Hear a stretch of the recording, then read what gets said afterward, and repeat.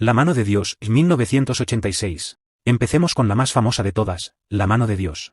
Era el 22 de junio de 1986, y Argentina se enfrentaba a Inglaterra en los cuartos de final de la Copa del Mundo en la Ciudad de México. Tampoco era un partido cualquiera, ya que apenas 4 años antes, los dos países habían librado una guerra por las Islas Malvinas, así que había una tensión real en el ambiente.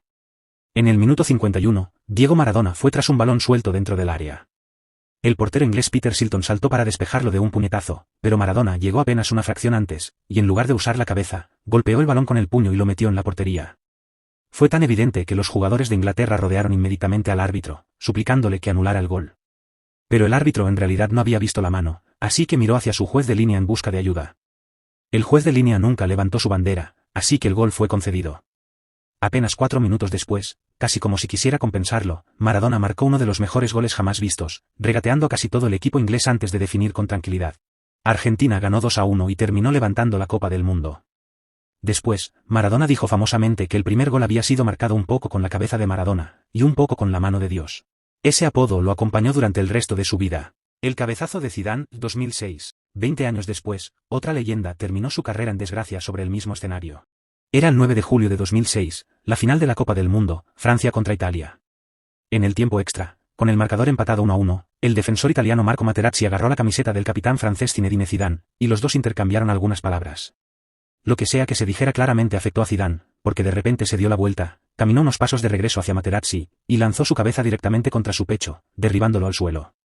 El árbitro estaba demasiado lejos para ver lo que había sucedido, pero el cuarto árbitro lo había observado en el monitor y comunicó por radio lo que había visto.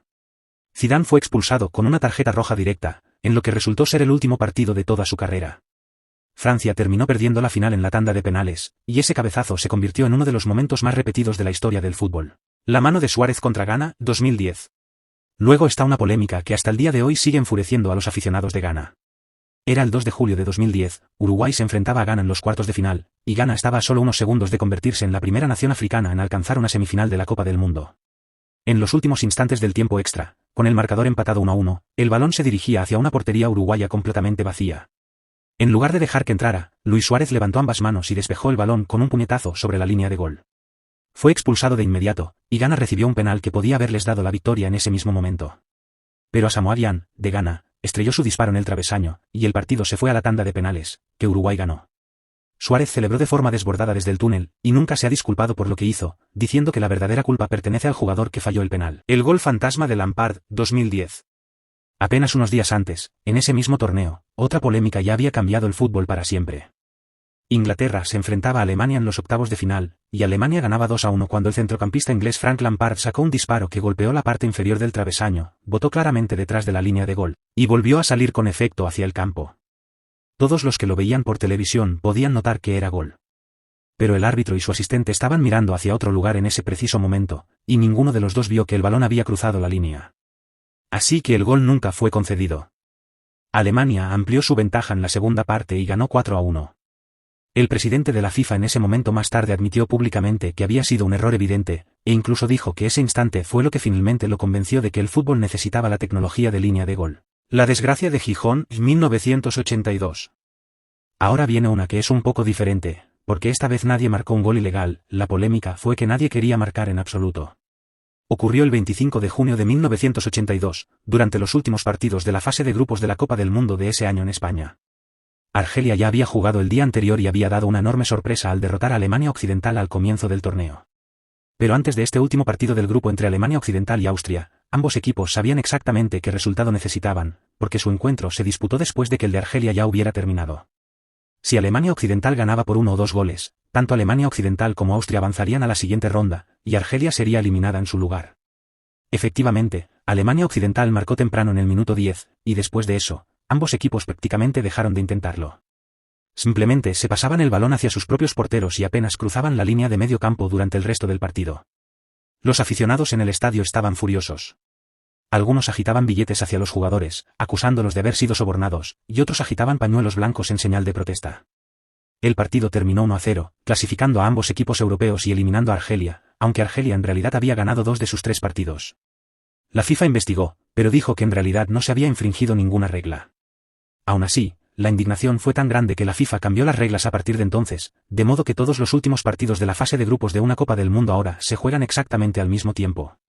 De esa manera, ningún equipo podrá volver a saber con precisión qué resultado necesita antes del saque inicial. La Batalla de Santiago, 1962. 20 años antes, otro partido de la Copa del Mundo se convirtió en algo que apenas se parecía al fútbol. Se recuerda como la Batalla de Santiago, disputada en Chile en 1962 entre la nación anfitriona e Italia. Las tensiones ya eran muy altas porque un par de periodistas italianos habían escrito artículos insultantes sobre la ciudad anfitriona incluso antes de que comenzara el torneo. La primera falta del partido llegó apenas 35 segundos después del saque inicial, y las cosas solo empeoraron a partir de ahí.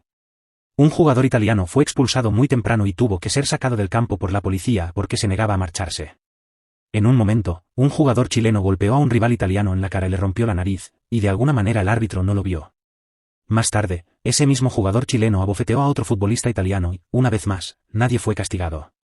El partido terminó con Italia reducida a 9 jugadores, y la policía tuvo que intervenir en varias ocasiones solo para mantener el orden.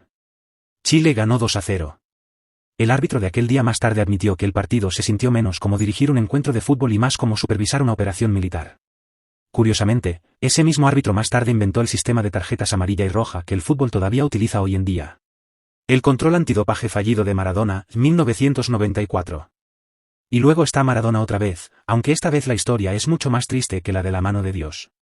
Durante la Copa del Mundo de 1994 en los Estados Unidos, Maradona ya había llamado la atención por una celebración extraña e intensa después de marcar contra Grecia, corriendo hacia una cámara y gritando directamente al lente. Tras el siguiente partido de Argentina contra Nigeria, fue llevado para someterse a un control antidopaje de rutina. Unos días después, se anunció que su muestra había dado positivo por estimulantes prohibidos. Argentina se vio obligada a retirarlo del torneo de inmediato, y sin su jugador estrella, fue eliminada poco tiempo después.